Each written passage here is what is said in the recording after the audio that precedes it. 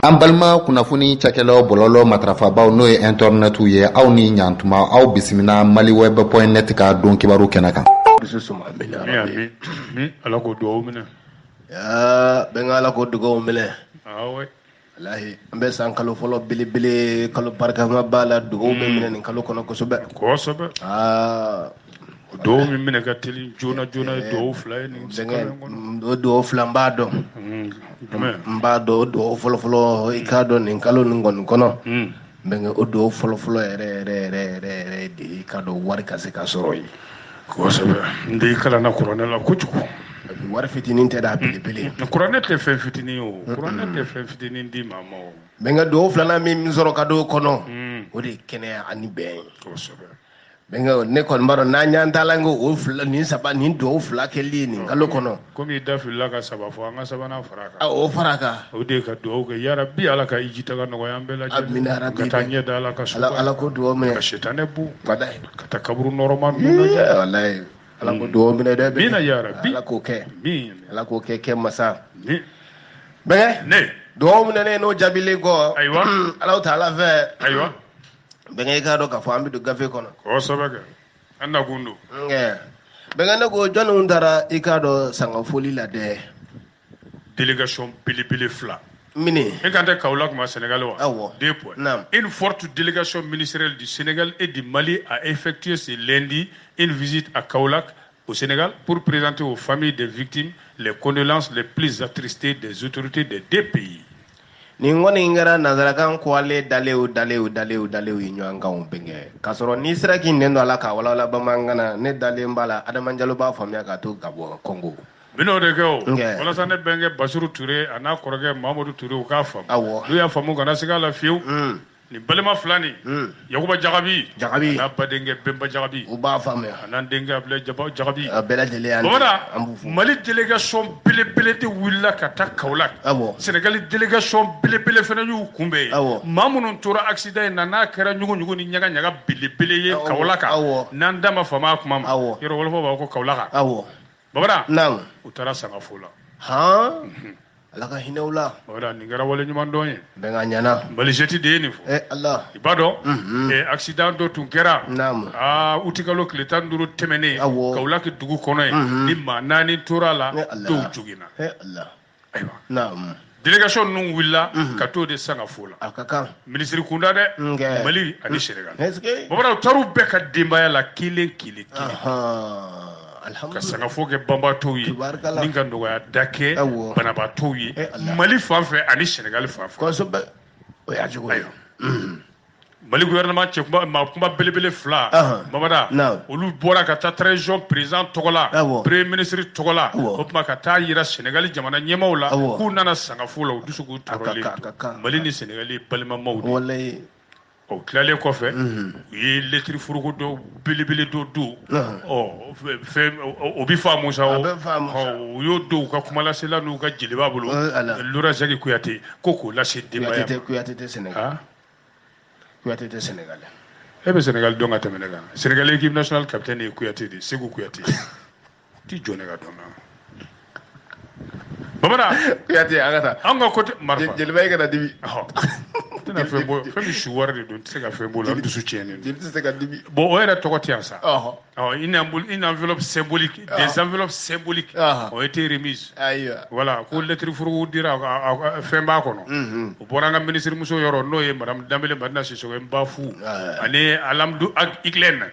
k'o di banbaatɔw somɔgɔw ma ani maa joginnenw somɔgɔw u taara yɔrɔ o yɔrɔ lettre furukonin dɔ dira yen o ni délégation belebele sa i k'a dɔn Mali tɔgɔ la ani maliyɛn minnu bɛ Mali kɔfɛ olu ka ministre tɔgɔ la bamanan nin bonya in de kɛra o ye a n'a ka cabinet ministériel maaw bɛɛ directeurs nationaux président du conseil des Maliens des chargeurs transporteurs routiers bamanan ani k'a dɔn syndicat des chauffeurs et conducteurs olu bɛɛ ka maa kelen kun bɛ nin ko in na alhamdulilayi bamanan a kɔni kɛra misi a kɛra taasibila ye Kaolack sira in bɔlen kɔ a la sa ko ci ma ban dɛ bi tarata in yɛrɛ la ni yen jagobakɛlaw kan ka kuma ni yen transporteur baw chargeurs ni chauffeurs u kan ka ɲɔgɔn sɔrɔ Mali ka entrepôt min bɛ Sénégal o tɔnsigi bi kɛ baaraɲɔgɔnya tɔnsigi bi kɛ Mali délégation fana ni Sénégal cɛ walasa cogo min na sira in kun bi boli ani ɲɔgɔn cɛ cogo min a sira in boli a kana jɔ a ka daminɛ bɛn ni keleya ni lafiya kosɛbɛ ni ko an kun taara Sénégal min na nin ci ne kun don mais ni wala la cogo na hali ne bɛnkɛ Seba Jalo a y'a faamuya k'a fɔ Serente Kɔnte ni Talibi Baraji wolofaw don wa Kadiri jaabi de ye wolofɔ ye ne ni Bafune jaabi olu ye wolofɔ Gambien ye i Bafu wa m'o f'i ye dɛ n'i y'a kɛ ten n bɛ n ba tanti Urukiya to Jufu wele kama Juf jɔrɔba ye ale kɔni ale y'i ba ye voilà bisimila bɛnkɛ ne ko muso jɛkulu jumɛnw de diminen don dɛ e y'a kuma mɛn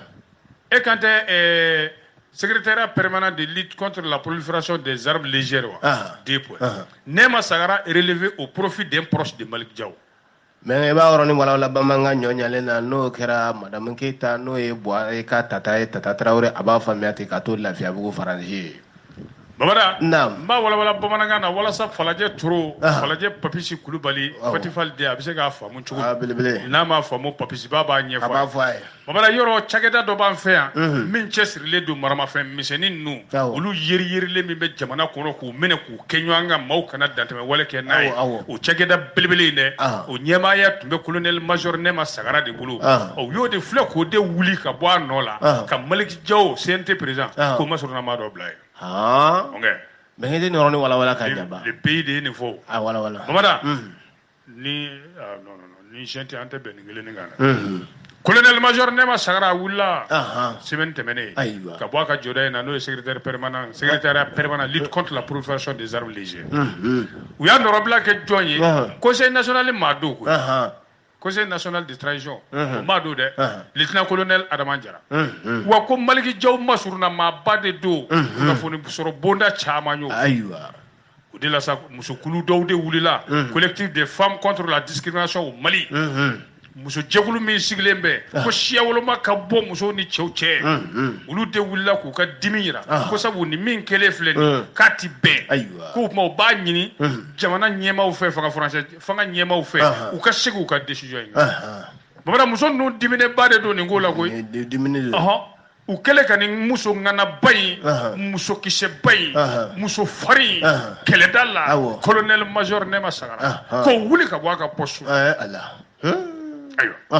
pour collectif de femmes anti-discrimination Babada u y'u ka nimisa yira ka da ka nin ye wolomali de ye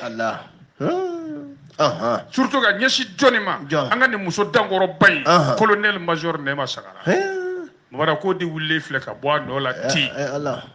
secrétaire permanent de lutte contre la prolifération des armes légères colonel major Babada a yɛrɛ baarakɛɲɔgɔn masuruna dɔ dɛ u y'o de ta k'o bila a nɔ la elle a été remplacée par un de ses proches collaborateurs o tɛ kelen ye wa o cɛ kelen in fana ye coup d'état kɛlaw masuruna maaba de ye kɛrɛnkɛrɛnnenya la colonel Malik Diaw ne y'a sɛbɛn ayi Babada lieutenant colonel Adama Jara o de ko don ni muso jɛkulu bolo k'olu ti jɛ ni nin décision de ko nin bɛ dankari de kɛ musow la ka yira k'a fɔ fangakura maa ninnu k'e bɛ ka musow kɛ dɛnkɛrɛfɛ maa ye cogo min transition in kɔnɔ u ka communiqué o de walawala dɛ bon jɛkulu in dun bolo n'o ye muso jɛkulu in ye colonel major Nema Sagara Babada a ye kobaw kɛ Mali ye koyi a ye jaabibaw de sɔrɔ a bilara poste o poste la a y'a jeniyɔrɔ bin faga ye est-ce que o bala k'u bɛ welewele da muso jɛkulu bɛɛ ma Bamakɔ commune 6 di district a muso jɛkulu bɛɛ ka fara Kati muso jɛkulu bɛɛ kan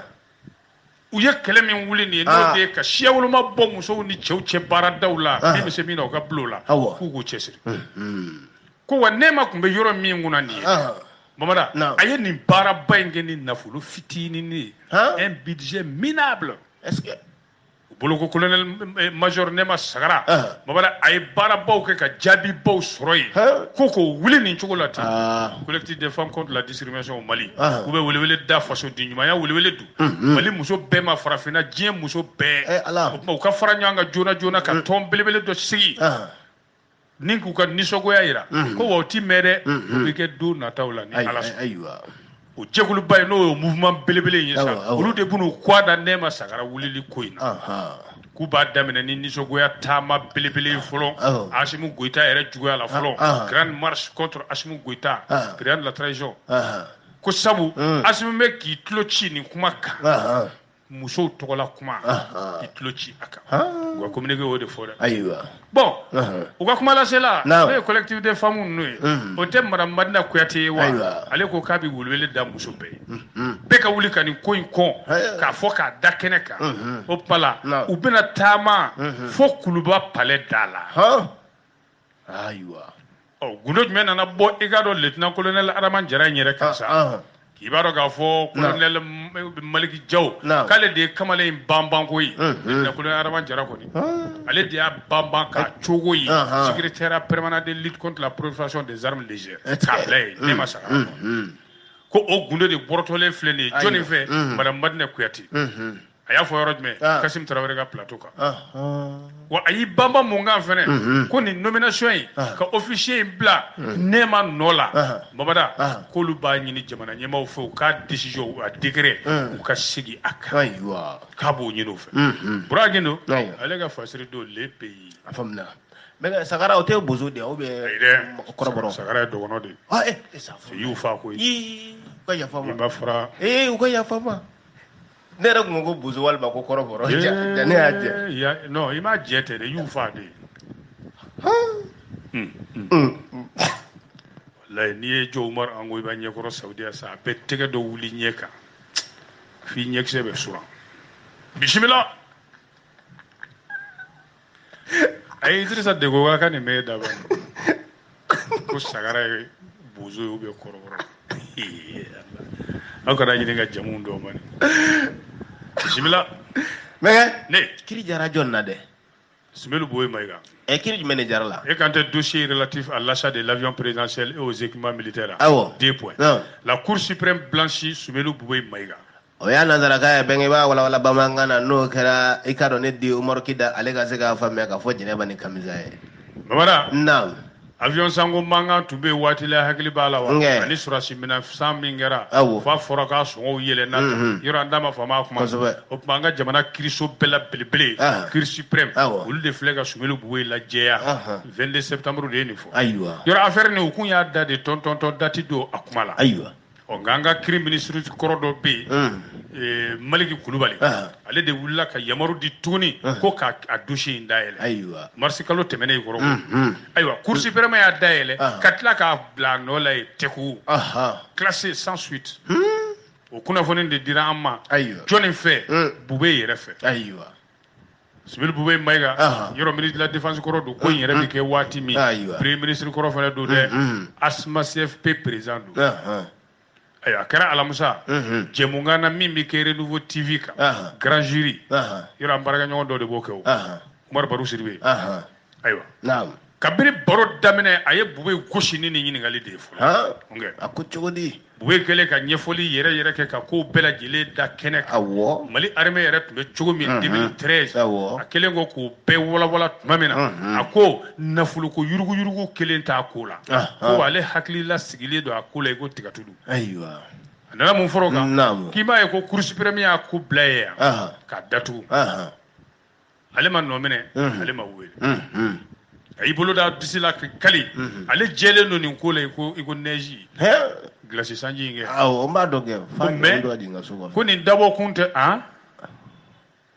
ko neige bɛ e ka so kɔfɛ n b'a ɲɔgɔn bɛ to ka jigin i ka so kɔfɛ ne ka so wa ayi kana i pan ne kama Babada a ko k'ale ye nin faamu nin ŋunuŋunukan min bɛ yen bɔlɔlɔsiraw kan k'a bɛ bɔla maaw de yɔrɔ wa u lakodɔnnen don dɛ wa kunsi t'a la k'ale tɔgɔ tiɲɛ k'a ɲɛda tiɲɛ maaw ɲɛkɔrɔ Soumeylou Boué ko k'ale ye mɔgɔ jɛlen ye dɛ ko ale labɛnnen don k'i jɔ gindigi sanfɛ président Kalafili nata san 2022 walasa hami ni hakilina min b'a la Maliko la ka Mali mara k'o hakilinaw kɛ k'a baara kɛ bisimila mɛ furafura ba ye nin faamuya n'a sigiɲɔgɔn bɛɛ lajɛlen sugu b'a kɔnɔ yan ayiwa mɛ ne ko mankan bɛ jɛkulu jumɛn kɔnɔ dɛ Au Conseil des Maliens de l'extérieur ale mankan ma ban fɔlɔ wa prochaine conférence du Haut Conseil des Maliens de l'extérieur, une dissidence du Komaga rejette la candidature d'Habib Silla.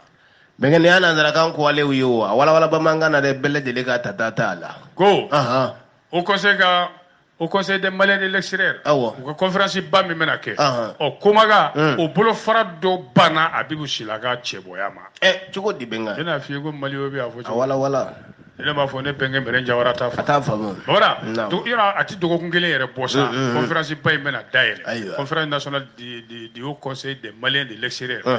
Oh, ikado maka umbeka wuli sanfé. Voilà. Ka Habib ka candidat ka gushi ka bi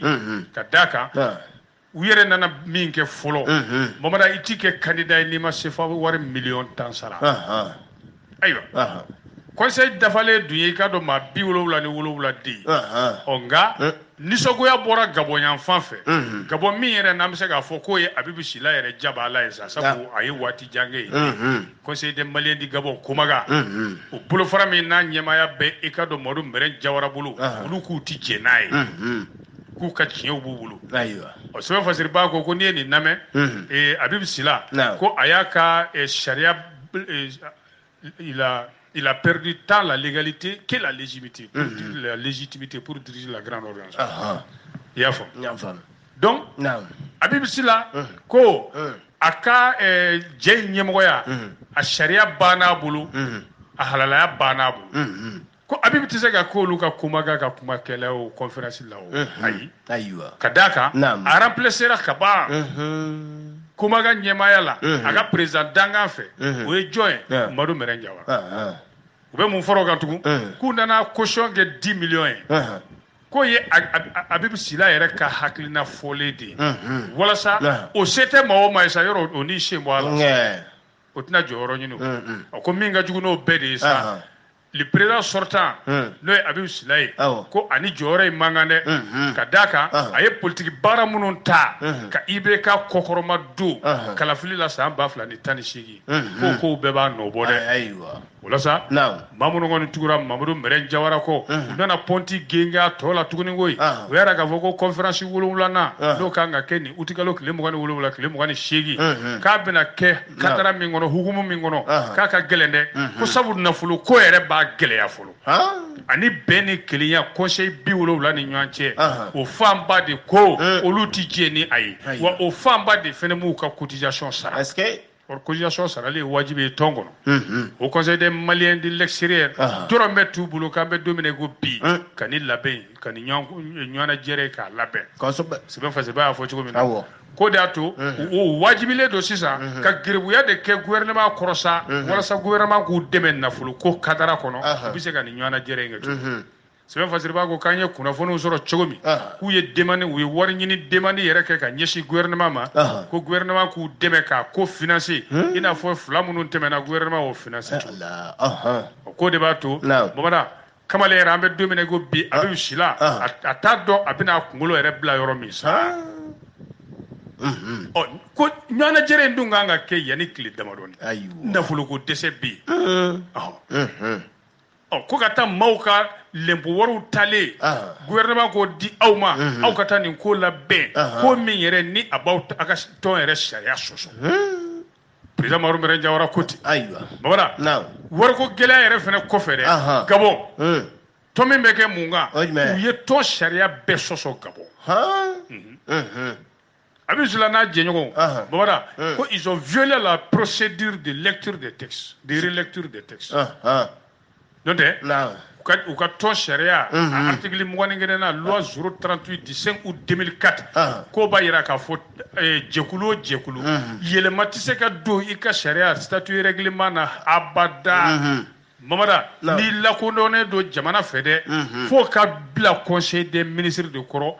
ka yamaru d'aw ma aw k'aw ka statut règlement k'a yɛlɛma ayiwa ko maliyɛn jɔn bɛ kɔfɛ min hakili b'a la ko conseil des ministres ye o yamaru di ko ka textes yɛlɛma au conseil des Maliens de l'extérieur olu t'o kalama ko tuma Habib Silla k'a b'a fɛ k'i jagoya sɔɔri de sa wa par la force il veut donc Habib Silla va-t-il donc faire un passage en force ɲininkali gɛlɛn ayiwa wala sa kuna fono ngone nga clé ni ñuanche gafe sebe mbaw ni ñuanche voilà an willa ka tafo conseil des maliens de l'extérieur là Babib Sila ira ka conseil à la communication lo ya ka porte-parole o ye nin kuma nu chama galotigiya ka ira ka fo ko ni ye kuma jugu de ka ta ka nyeshi ale ka patron e ba ka porte-parole to do ay ntodo Babib Sila ay kana fo ko ne de bagina ma do mamdu fo manga me ro de ti ay o kele ngon bilam surtout afla be mbenga mais don na fa be ngani do porte-parole Suleiman Koulibaly ale ko kale ba défi lancé ni Maru Meren Jawara na jeñogo ni aywa Maru Meren Jawara na jeñogo na ko u ka bo kana nu ka dalui nu bi se kana conférence yi kambe domine go bi Mali kono ani Malde munu mbe tunga fe ku ba don Habib Silana a jeñogo et fin ko lu bina don Attends, en français, parce que c'est très délicat. En ce moment, l'opinion nationale et la diaspora malienne seront qui Dabib Sila, ko Olasa, Mali Kono, ani Mali Koga, ko Tumarago Benado, Habib Sila, ani Maru Meren Jawarana Djenyo, ko Johnny manipuler les noufla. Ku ya foko bureau parallèle avec Gaboy. Seulement Koulibaly Dado là. Aïwa. Voilà. Ko bureau parallèle de Gaboy. Ko texte ni règlement intérieur au Conseil des Maliens de l'extérieur. Ko asebenato fanchi ka foko présent. Le présent en cas d'absence du présent de base dans les pays d'accueil. Ou ka association be famille jamana min kono ko nyema ko no boro jamana na kana faso kono kalo woro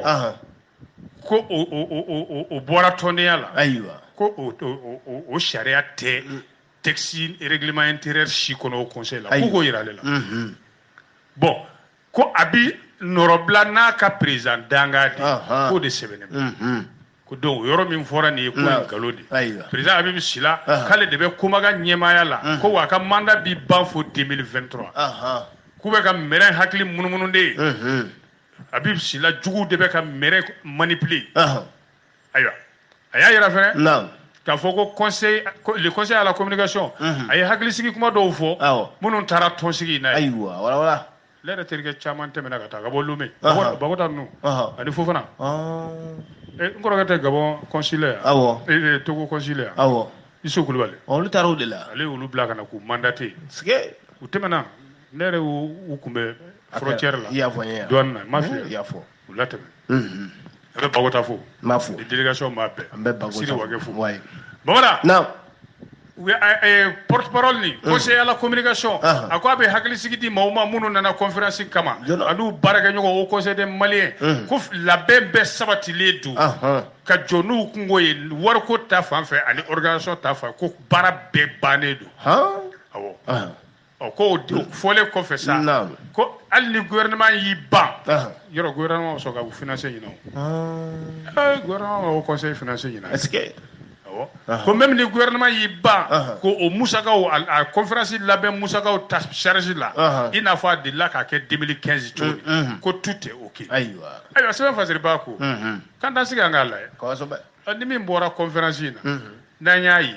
antna fo o tiende mbere jodo Habib Sila jodo mamada billahi na nyaya mba fo sigata la de o de do de benge no ndigo ale ga fasiri do ka digo bismillah bengane ko cheju mene be ka jamana yere de ataka jamana yere de abeka zoom ani sharia la botu balu famawla abeka lu de place yana la o di joni e ka wa ko ezo aplaka be takoro ibo cheto ko do procureur Idrissa Amidou Touré ale joni Touré bandamir koy Touré hamasi procureur Idrissa Amidou Touré, le magistrat qui fait trembler la République. Voilà, tu as un gardien goju. Ah bon? Nere de bichi etiki fe wallahi. Non, echi. Echi etiki gadi nere. Al ne bol don tomadu.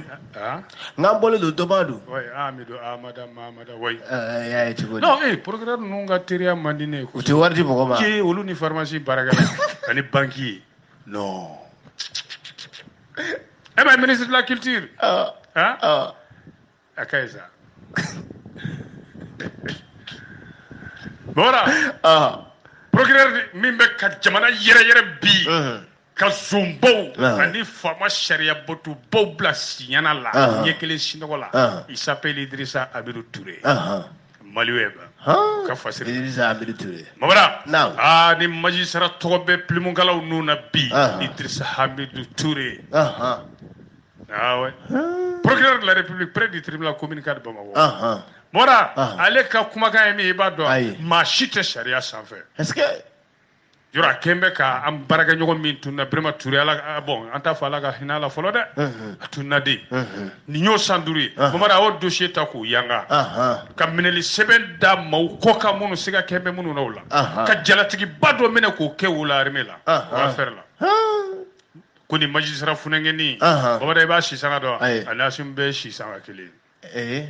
même âge Asim ye san joli san 37 37 ans Bamara Idrissa Amidou Touré i b'a dɔn ko choc mɔgɔ yɛrɛ don quoi formule choc maaw sigilen tɛ min ye k'a b'i da don min na a b'i da don o de la k'a tiɲɛ bange k'a gosi a yɛrɛ kumakan filɛ nin Idrissa Touré a ko fanga ka bi maaw kan ale t'o fɛ hali dɔɔni wa a ti min fɛnɛ fɛ ka fara o kan dɛ o de ye sariya labato baliya ye ani ɲangili baliya o bɛɛ farigan de bila ale la a delila kosɛbɛ don dɔ babara i bɛ taa parler sɔrɔ a cɛtigɛlen wɛsi la ba ka bureau kɔnɔ a hakili sigilen ko tigɛtulu maa damadɔw sigilen bɛ salle d'attente kɔnɔ olu n'an bɛ a fɛ yen a yɛrɛ ka bureau kɔnɔ mamada sigiyɔrɔ bɛ ɲini ka dɛsɛ dossier fɛ f'a bɛɛ ye dossier n donna yen ne tun bɛ na n sigi duguma ko non ko mon père il faut t'asseoir en haut là e ka dossier tun bɛ fa jumɛn fɛ ne tun bɛ taa dossier ko la wa e ko bɛ dossier de ma bɛɛ kɛ dossier sigiyɔrɔ de tɛ bureau kɔnɔ Idrissa ka bureau kɔnɔ sigiyɔrɔ de tɛ yen mais komi n kɔrɔkɛ den don c'est-à-dire bon n kɔrɔkɛ n terikɛ den don quoi parce que ni ko n kɔrɔkɛ n kɛlen ye Touré i terikɛ den a tulo b'i la dɛ awɔ a kan kɛ wo la cɛ nin tɛ tulonkɛ dɔn dɛ a kan kɛ wo la ko ne ko n terikɛ den don i terikɛ den don Touré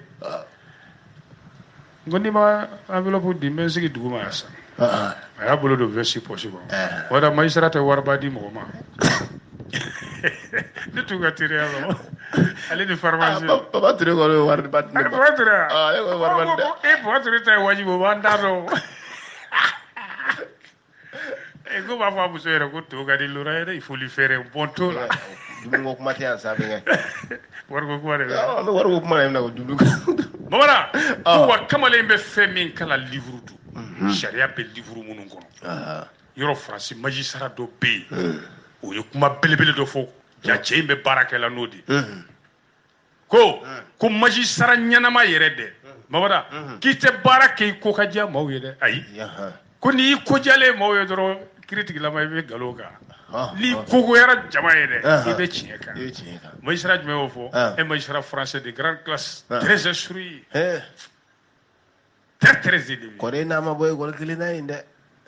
a ka kɔrɔ nin ye Eric de Montgolfier non n y'a sisanga ye ne tɛ se ka kɛ pour hali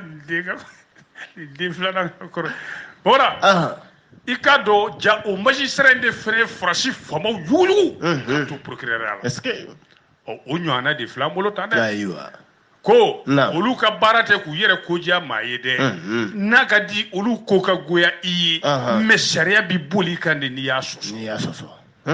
ko tana kelen bɛ Idrissa la dɛ n b'a f'i ye n ka tɛ wari caman di maa ma o bɔlen kɔfɛ tana min b'a la Mamada o de ye ni dossier min b'a bolo c'est-à-dire n'a bɛ affaire min kan i n'a fɔ sisan ne ka taa Lasi Sensuruma ne ka bougie bɔ ne ka t'o dossier d'a ma yɔrɔ e bɛ ne dɔn e bɛ Lasi dɔn e ka taa ko procureur Touré ne ko Laurent ka bougie ko in dossier bɛ niveau in b'a fɔ o tɛ ne ni cɛ non il refuse de parler des dossiers en cours ko dɔw y'o de filɛ juguya ye a ko n'a ka di a y'o kɛ juguya ye kɛ oui mais n tɛ sɔn dossier min bɛ sen na n bɛ ka baara kɛ min kan o kuma tɛ ni maa cɛ o ye secret d'instruction oblige procureur Touré Mamada a bɛ to ka fɛn fila fɔ tuma dɔw la dɛ kuma fila bɛ yen n'i y'o labato i n'a bɛ bɛn dɛ ale ko de kana girin k'a fɔ maa ma k'a nɔ bɛ ko la ayi a ka hakɛ o labonya o de bɛ i b'o tɔgɔ dɔ tubabukan na le respect de la présomption d'innocence. Moi, je suis sorti d'une grande école de magistrat. Non, mais il procureur ka classe be kele. Halo ke ay siga so tay ou be ke blagata ke kidali tay ou be ke moti tay. Ngi busiki ke siga so tay. Wal maki ke moti tay ou be kidali ta. Procureur a kidal. Mbeta John Kiriye. Afo jadi zuga mene kan Kiriye rek. Voilà, le respect de la présomption d'innocence. Ko ka gela ma de. Mun ka gela ma tuno kofe. Aba fo de ko ma shiti sharia sa. Ko ali ko sada na na ke. Abora ministre do kama ka kangar do boro kono ka do. Ko sabo ministre tumba fe ka ti shenu jamana ka segesegeli bonda do la dossier do la. Ko ma be amade ministre yeli o kene kan ka ko me ni ministre kun nana ale ka bureau de la abake wula Idrissa Touré pandabe ko Touré pour kanga ba ko wi ga chiko ay bo kanga ba de amasi ay sa boro kanga ba ko wi ga chiko re chino sari mo mo ni be ko ro muso fu ay figa ko ro kan fo tema ne be ko ro ga men ya fami mamara na kamalei aye diplôme baw de soro franchi e malla o ma ka ba fe ka yele bo dossier bilibili chaman de la kregre ne la brama turi ka tununi ya sanduru ni doni anye kuna fone mono soro o affaire yere la de mamara ko jalatigi ba do bena mina ti mede abino lu wele ku lamede de nouveaux hauts gradés de l'armée seront bientôt entendus a bon entendeur sali comment de jalatigi ba anye kuma bugu ba jalada tauna anye kuma bugu ba ke lawi jalabi da minga tana jalaba mulo de dungu baru jalaba mulo ni chien fo jala ani anti sran ka fo jala ben odo de ay nanya yamba kala nan sira ga so chie tiga fanga e ka jala dimro ko me te ki ta fo fo bon non nga jala parce que nga jala te didia un gauche et à droite. OK. Boneta est lolo né. Un lolo ici, un lolo là-bas. 5 étoiles. 5 étoiles. C'est général 5 étoiles. Chargé de l'information. Ouais. De la bonne et saine information. Odo. Sans peur ni murmure ni hésitation. Ouais. Bismillah. Né. Jean Procureur ça là. Allah. D'un fitini santanigele. Mini. Une fillette échappe à un enlèvement. Il va rejoindre Joïla. Ora Joïla oui. Ayo. D'un fitini ndo. Au dépôt de l'efflet, mineli la katana et Joïla de. Et sorere de ni fogui. Ni d'un fitini santa aningele. Mamada a Procureur mine baula. Ala Musa kalo kleta ani kononton chou. Ou ka quartier mimbe Joïla e ko Sokura. Papis Babo don. Papis Kante. Elle veut quartier Sokura don. Voilà. Ni suis fait ça n'engagem tane mugani gele wati su neve. Manani den nana moto flala. Ko fu ka dini inde takata nai. Ballon d'entrée rek refeti. Allah akbar. Awo. Terrain de sport mame secteur. Ayo. Allah. Voilà. Gambelegeni ala de abokoi. Ala ba bo. Anana kule di a kule ka fe sa sigiɲɔgɔnw y'a dɔn ko ni ni ɲɔgɔn na den kule tɔ ni eri na ko dɔ bi jama bɔra mɔgɔw de bɔlen wele bilalen polisiw ma mamada o de filɛ ka nin ko in bali minnu ye den in minɛ e na ko y'a bila wa o o y'a k'u b'u kɔ da ni den ye ka taa polisiw y'u gɛn tei mobile u y'a ye k'a fɔ n'u ma den in bila olu yɛrɛ bi to a la u ye den fili k'u yɛrɛ ɲini o bɛ ka ɲini sa polisiw fɛ cogo-cogonin bɛɛ la mais jaabi ma sɔrɔ u yeli la o sɛgɛsɛgɛli dɔ de nana dayɛlɛ nin ko la commissariat yɛrɛ fɛ walasa ka nin affaire da kɛnɛ kan k'a tiɲɛ n'a nkalon bɔ ɲɔgɔn pour que k'a dɔn maa minnu nɔ tun ye nin ko ye k'u yɔrɔ ɲini wala ko Joïla bilama lakanabaliya sabatilen bɛ yen koyi lakanabaliya insécurité yɛrɛ de ɲɔ ɲɛlen bɛ yen nin kuma laban in fɛnɛ n'o ye nin den min purukutulen filɛ nin dara ɲɔgɔn na dantɛmɛ wale ko caman de ka kunkolo tigɛ ta fan fɛ min kɛra Joïla n'an da ma fama a kuma kosɛbɛ an yɛrɛ baarakɛɲɔgɔn min bɛ yen an ma bɔ ka lasigiden tɛ Joïla Daniel kɛ Daniel bɛ Joïla dɛ Fɔnba an bɛ Fɔnba fo an b'a fo k'a ni cɛsiri non Fɔnba cɛsirilen don an b'a fo kosɛbɛ an bɛ AMAPU représentant fo yan an b'a fo an b'u bɛɛ fo siga t'a la bɛn i ko ko ko ni shi ma ba ko saya ti ke o ni shi ma ban babada saya ti ke koyi ne tiɲɛ dɛ jɔn kisira saya ma kisira ma cogo di juguya ma ɲi ŋaniya juguya ma ɲi wallahi 2 enfants meurent empoisonnés a do ala Allahu akbar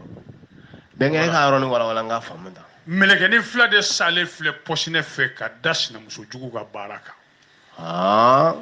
e kaba ko muso fila b'i bolo ayi a wala wara a kɛra Cameroun de Cameroun ko nin kuma in bɛ ka dugu minɛ ye dɛ muso ŋaniya jugu in ale tɔgɔ de ko Araja Natu u bɛ commune min na ye Bonaberi do 80 arrondissement Douala wara ale de filɛ ka ko dantɛmɛ wale ba in kɛ nin ni muso in filɛ ka kɛ sababu ye mɛlɛkɛni fila de ni tora la kelen san 8 ye kelen yɛrɛ san 1 dɔrɔn de den fitinin est-ce que ayiwa a tun ŋaniya ye mun ye mɔbara o de tun ye k'a sinamuso pɔsinɛ y'a ye cogo di javi e ma o de y'a to ne y'i baw bɔ ɲɔgɔn kan dɔw bɛ Faransi dɔw bɛ Amérique ne baw to sa ya mɛ i ye pɔsinɛ kɛ dumuni na bɛɛ ne baw to an ka taa bɔ ɲɔgɔn kan bawa danba ale sen t'a la mamada ja a tun b'a fɛ ka pɔsinɛ de kɛ sinamuso in kɔnɔ a y'o baara bɛɛ labɛn est-ce que ayiwa o kuma la sa komi ga tun bɛ ale de la a ye tobili kɛ sabu denw b'o bolo den t'ale bolo hasidiya yɛrɛ hasidiya o tɛ keleya ye bilen ayiwa a ye dumuni bɔ k'a ɲa tuma min a ye dumuni min dilan a don mamada u ka sigida in na ye bɛɛ t'o dumuni kɛ dɛ ye couscous accompagné de sauce bissap bɛnkɛ aw dun nka a k'o dun yanni pɔsinɛ ka k'a la awɔ kɛ yanni pɔsinɛ ka k'a la an b'a dun awɔ kɛ ɲɛnakili kungo kan ayi sa o parce que o tun y'a sɔrɔ n y'a dun mamada ala an t'o nɛnɛ ayi a y'o dumuni dumanba in de dilan nin don mamada Camerounais b'a dumuni wele a basi in wele ko folere folere ka di dɛ wa maliyɛn minnu bɛ Cameroun an b'u bɛɛ fo ne yɛrɛ bɛnkɛ Sanogo bɛ Sise an b'u bɛɛ fo Jalo bɛ yen Ba bɛ Umaru an b'u bɛɛ fo mamada a y'i to de la ka na pɔsinɛ k'a la sa k'o n'o lamaga ni ɲɔgɔn walasa ka sinamuso in n'a ka denw bɛɛ ka ko ban parce que bɛɛ bɛ dumuni kɛ i dama min na sinamuso n'a denw bɛ dumuni kɛ ɲɔgɔn fɛ mamada ka ko bɛɛ ma k'a sago ye a bɛ kɛ ala ta ye mamada hali maa t'a dɔn kun min na yɛrɛ fɔlɔ dɛ a b'a fɛ ka sinamuso in faa a sɔrɔla ka nin dumuni in bɔ sa ka jɛgɛ wusuba k'a kan sinamuso in tɔgɔ de ko Viviane Sime o n'a den 4 ka t'olu ka dumuni sigi a kasa dumuni bɛ ka bɔ cogo fo denmisɛnninw b'a fɔ mama na jɔn an ka dumuni kɛ sa jaw bɛ taa l'u sa yɔrɔ la wallahi Viviane ni a n'a den 4 u nan'u sigi sa dumuni kɔnɔ dumuni min ni sinamuso Aranatu nin de nana sigi mamada laban de kɛra kata banna an ka kunnafoni sɔrɔ bonda y'a yira n na k'a fɔ olu m'u nama dunan ni folere in na sa wa basi dumanba in n'a jɛgɛ wusu bisap foronto bɛɛ tun b'a la ayi dɛ awɔ foronto tukɔrɔmɔgɔ bɛ foronto o de y'a to n tɛ tukɔrɔla fɛ mamada foronto ka di dɛ u bɛɛ sinna tenkɔrɔ ka Malaisie sɔrɔ u bɛɛ kɔnɔ y'u sama dajiw bɛ bɔ ba ni den 4 bɛɛ o tɛ kɛ gansan ba de sɔrɔla ka weleli kɛ u nan'u ta ka taa n'u ye dɔgɔtɔrɔso la dɔgɔtɔrɔ ko ko nin kɛra ko foyi kun t'an 4 si la nka n sinamuso nana ni basi an ye basi don an bɛɛ kɛra nin cogoya la comment k'a ye nin ko di commissaire ma commissaire jumɛn les commissaires de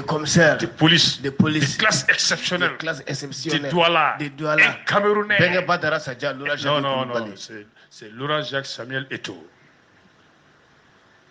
Laurent Jacques Samuel Eto'o bɛnkɛ Itoma ye n den fils d'Aroka Itoma don Itoma a ye n yɛrɛ don dɛ Laurent Jacques Samuel Eto'o n ko n denkɛ ye balontanna kɔrɔ de Samuel Eto'o fils Samuel Eto'o fils de Laurent Jacques Eto'o e m'a faamu e den de Samuel Eto'o fils ye premier fils jara dɔ aw bɔlen don tan barika min b'a la a t'i la ayi aw bɔlen don bɛnkɛ kojugu mais ale fa ka taa nin sɛgɛnbagatɔ ba ne ta o ta yɛrɛ a ma fa jate yan Dakar don ni fa jate ala ka baaraw tɛ wa o don baba den bɛɛ ti k'a den ye o n tɛ ka bila nin kumaba in na radio in na i sigi bɛ miliyari kan ye n ka ni ale Bongo de bɛ dumuni kɛ ɲɔgɔn fɛ Gabon ani fɛn a taara sigi Gabon de yan ani Alpha Condé be dumuni kɛ ɲɔgɔn fɛ Camerounais do Samuel Eto'o ndenkɛ do iti do bora u yo bon ya n yɛrɛ fili la commissaire tɛ CB de do commandant de brigade de gendarmerie de Bunjo Sinakaw ka ita dumuni in tɔ ta kan dumuni in tɔ talen k'aw kana na ka aranatu in to dɛ mɔgɔ y'a sɔrɔ a ye se k'a b'a kɛ setɛgɛ ni ko laban u y'u bolo da boti den o tɛ ɲa o a ka jɔ dɛ u m'a fara ɲɔgɔn kan wa u y'a fara ɲɔgɔn kan k'a mɔ i ko to lɔgɔma ka na n'a ye mais fɛn ɲuman t'o ye o bon maintenant ka docteur wele olu de ye dumuni in lajɛ maa fa pɔsinɛ yɛrɛ de b'a la manungala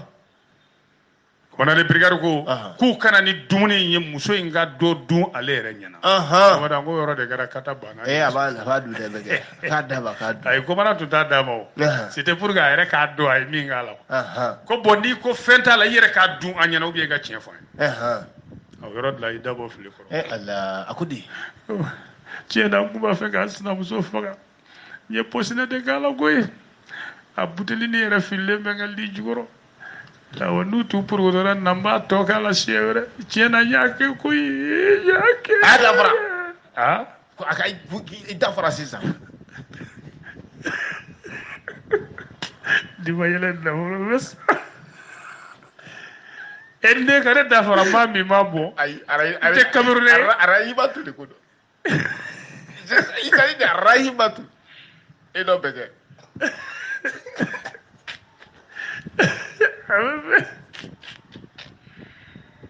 ayiwa sebe ko komi yɛrɛ jɔra la kaban e wo dumuni wo a bɛ sɛbɛn da bɛɛ kan ka taa babara ko mais musokɔrɔba ni den tɔ fila nin sɛbɛn fasiriba ko k'ale bɛ sɛbɛn in sɛbɛn tuma min na k'o y'a sɔrɔ u bɛ saya ni balo cɛ dɛ o y'a sɔrɔ u bɛ saya ni balo cɛ dɛ ala k'u bɔ a la fila kɔni olu sara a su kelen bɛɛ olu sara on apprend également que la coépouse et ses 2 enfants continuent de lutter contre la mort au moment où on mettait sous presse. Voilà ni si ma ban saya tɛ a bɛ ten de bɛ kɛ n ka sanja o saya ti fɔ mɔgɔ fɛ o n ka o sanja bana i b'o mɛn nka n ka o sanja saya ayi o t'i lakali dɛ ala an bɛ bi ta in bila yan nka o bɛ dan sigi bi ta la ka bɛɛ lajɛlen fo ka duwawu belebele ko ale da kan bɛɛ kɛ ni zamɛ sanfɛ gɔyɔ ma ban ala kana an ka nafolo ban ni zamɛ sanfɛ sugu n'a jɛgɛ kumabaw ma ban ala kana an ka wariw ban waraji wɛrɛ kana ban ani maaw cɛ wiriya ni wɛsɛ ni monogaramu ani mobi kasi n'a ɲɔgɔnnaw bɛnkɛ yɛrɛ b'a kumaba belebeleba sugu minnu fɛ parce que ale ye wari caman kulubali ala ka a nɔgɔya wari caman ba den kulubali i tarawele baasi t'a la an bɛ bɛɛ fo ka bɛɛ barikada ni ala ma baasi kɛ dun den sini nɛgɛ ɲɛ 17 an bɛ ɲɔgɔn sɔrɔ nin kɛnɛ n'o tana gosira ala ka diɲɛ an tɛ ɲɔgɔn sɔrɔ kɛnɛ in kan inshallah hakɛtu b'o la sallallahu alaihi wasallam aw maa minnu sigira ka dɔnkibaru kɛnɛ lamɛn radio Urale FM kunkan fɛ bi aw tulo garisɛgɛ kɛra min ye o kɛra nin ye Mali kɔnɔ a n'a kɔ kan an n'a fɔ ko ka an na aw bɛɛ don n'a nataw la radio Urale FM kunkan fɛ hakɛtu b'o la sallallahu alaihi aw tulo garisɛgɛ kɛra kunnafoni la kumaba minnu ye maliweb.net sanfɛla la o de ye nin ye ni ala ma an ka jɔnya jɔn an na a kan an bɛɛ kunnafoni wɛrɛw kɛnɛ kan